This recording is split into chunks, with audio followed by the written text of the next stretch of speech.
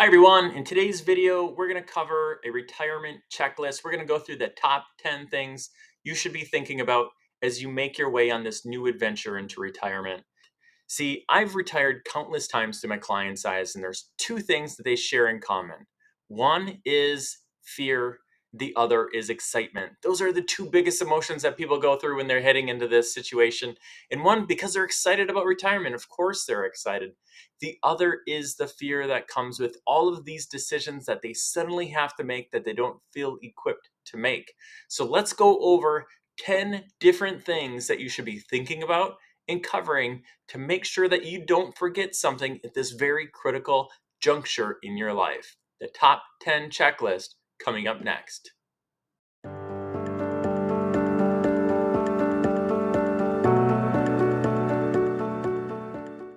All right, so the first step is to get organized. Make sure you have your assets, your liabilities, your income, and then your expenses.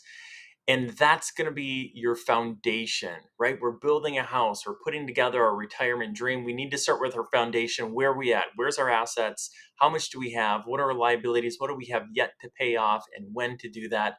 What are our income streams from retirement income sources like pensions, Social Security, and where are we going to create that retirement income check from? Also, we need to know our expenses. We're going to dig deeper into this because this is an incredibly important part of the retirement journey. So, that first step, get organized. Make sure you know what you have so we know where we're going. Right, so, our second step is to understand our current expenses. See, leading into retirement, we really need to know how much we're spending, and we need a detailed analysis of that. Really, 1 year leading up to retirement, more if possible, but at least 1 year leading up to retirement. Take a detailed inventory of exactly where you're spending and if it's a place you're going to want to spend moving forward. As we move from our working years to our retirement years, our spending habits happen to change fairly frequently, but the amounts have a tendency to stay fairly similar. So understand exactly where you're spending and is that a place where you're going to want to spend moving forward.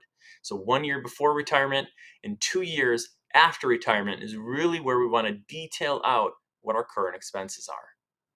All right, the third thing you're going to want to do is develop a spending plan. Now, a spending plan is different from a budget. A budget is detailed about where you spent in the past. A spending plan is being intentional about where you want to spend moving forward. What are the areas that are going to bring you joy and happiness? And throughout the things that you're spending that you don't necessarily get additional benefit from spending in those areas. So, spending plans can include things like travel or eating out or spending time with family and friends and going to different events that cost money, but build in that spending plan that you can get excited about and head to retirement looking forward to spending in those areas. All right, the fourth one is absolutely critical. 80 to 90% of retirees rely on Social Security to provide a meaningful amount of the retirement income. So, our fourth one is Social Security. Now, whether you're single or you're married or you're divorced or you're widowed or you're widowed divorced, there's all kinds of different options and strategies for you. Make sure that you're confident with the one that's right for you to maximize your cumulative benefit over time and your income when you need it the most.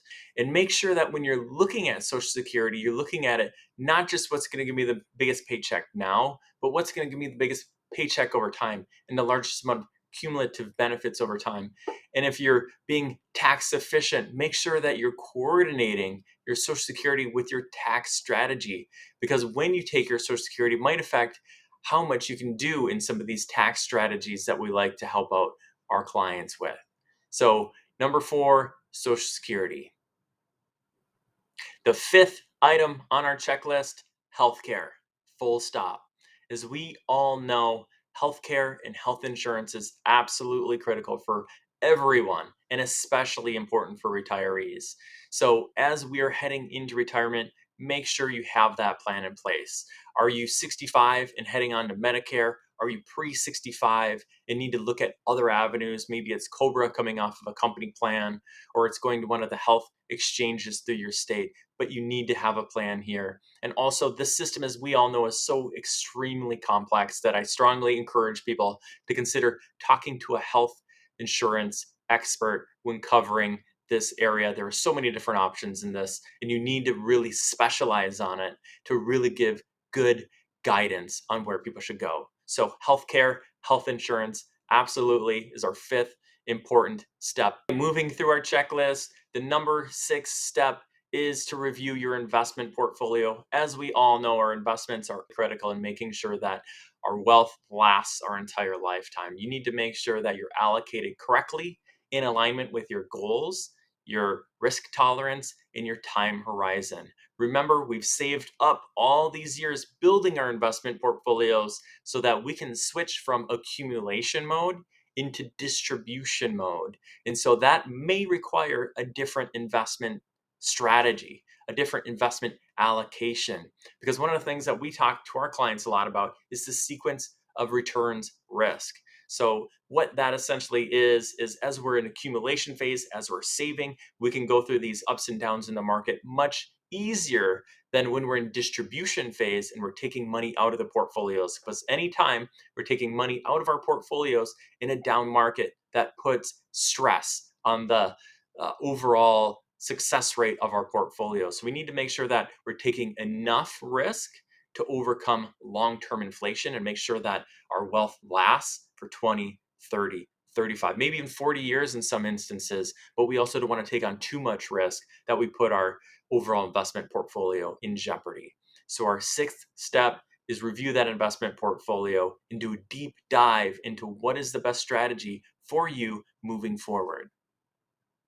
All right, lucky number 7 is to project our finances. Only by looking at our assets, liabilities, income, expenses, and taking into account our investment return, inflation, tax rates, are we going to be able to know whether or not we can spend what we're spending? And are we going to be able to spend what we want to spend? So, is our money going to last? That's really accomplished by pulling out our financial projections.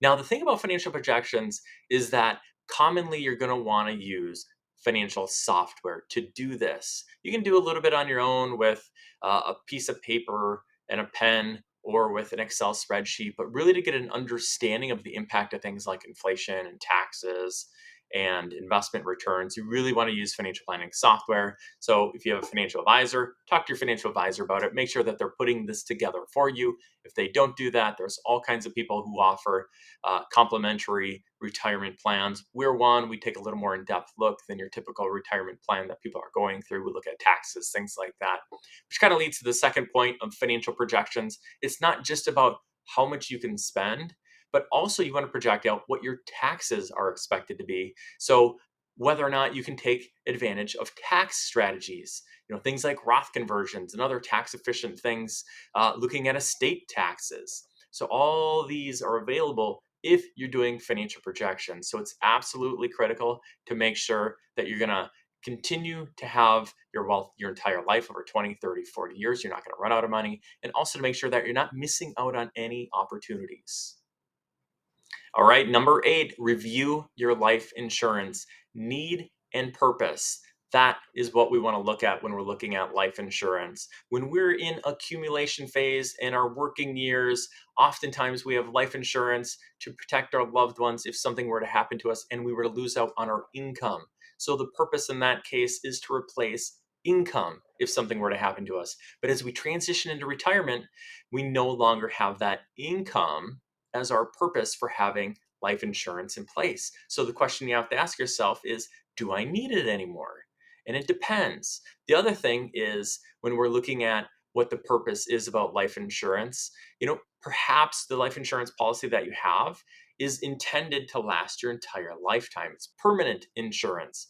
And therefore, you want to take a look at that to make sure it actually does last your expected lifetime.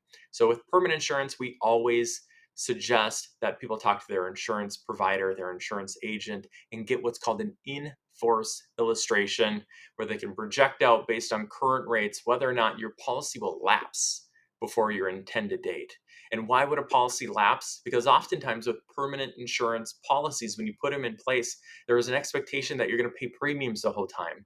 But oftentimes people stop paying those premiums and they use dividends to pay the premiums. So they're not paying the premiums out of their own pocket anymore. They're using the dividends from the policy itself, which can bleed and drain down that cash value of the policy and therefore render it to a place where it actually runs out of money and lapses. So make sure that if you're going to keep it in place, that you do an in-force illustration to make sure that your goals of having it there are met. So what is your need? What is your purpose? Make sure that you have the purpose in place and then determine what that need is. All right, number 9 is review your estate planning documents. So make sure that your will is updated and it states your wishes. Make sure you have a healthcare directive and a power of attorney in place in case of incapacity or you're not able to state your own wishes. These are all critically important documents to have in place to make sure that your lasting legacy is a good and a positive one for your family, your friends, and your loved ones. Because we don't know if it's going to be 30 years from now when these documents come into play or 1 month from now when these documents come into play. So make sure you have them updated. They're important our entire lives, but particularly for retirees. So in addition to that, also take a look at and talk to your attorney about other estate planning documents that might be valuable to you. Do trusts make sense? If so, what type of a trust? Do you have estate tax exposure? If so, are there ways and strategies to minimize that? These are all absolutely critically important for you as you move into these retirement years, but make sure you have your estate planning documents in place at a minimum, wills, healthcare directives, power of attorneys, and if it makes sense for you, potentially trusts as well. All right, it's time for our 10th step on a retirement planning checklist, and it's a fun one. It's detail and design your ideal retirement. What does it look like? What are you doing? Where are you spending your time? Who are you spending your time with? Fast forward 10, 20 years from now, what have you done? What have you accomplished? Do things that bring you joy and bring you meaning and bring you fulfillment. Retirement is a very special and joyous time for a lot of people. Make the best of it. Make sure you're enjoying your time. And one of the ways to do that is to design that plan. Have goals for your retirement that you can check the boxes and say, I did this, I did this, I did this, and these are the things I wanted to do. And I'm proud of my retirement and what I've accomplished and what I've done. Whether that's traveling or whether it's living a quiet, peaceful life, spending it with family and friends, both are right. Whatever is right for you is what is right. So document that and make sure that you spend your time focused in those areas. Also, I get a lot of questions as far as people who are afraid of being bored in retirement. And one of the things I say is, really focus on your health, wealth, relationships, right? We tackle the wealth, focus on your health. It's absolutely critical to do the things you want to do, and then focus on your relationships, your social connections, your community. Those are really critical when it comes to retiree happiness. Also, there's an awesome book out there called How to Retire Happy, Wild, and Free that gives you all kinds of suggestions of things you can do and activities you can do and reasons why to do them. So be sure to design your ideal retirement, and I wish you the best on your retirement journey. So there you have it, our top 10 steps on a retirement planning checklist. If you want to learn a little bit more about us and how we help our clients navigate the complexities of retirement, please go to our website at www.oakleafg.com to learn a little bit more about us. And if you're interested in one of our complimentary retirement plans where we go into Social Security optimization, retirement income, tax planning, estate planning, and retirement income planning, please feel free to reach out to me through our website and we can talk about how we can help you. If you like this video, please hit the like symbol. If you want new content, please hit subscribe. And I wish you the best on your retirement journey.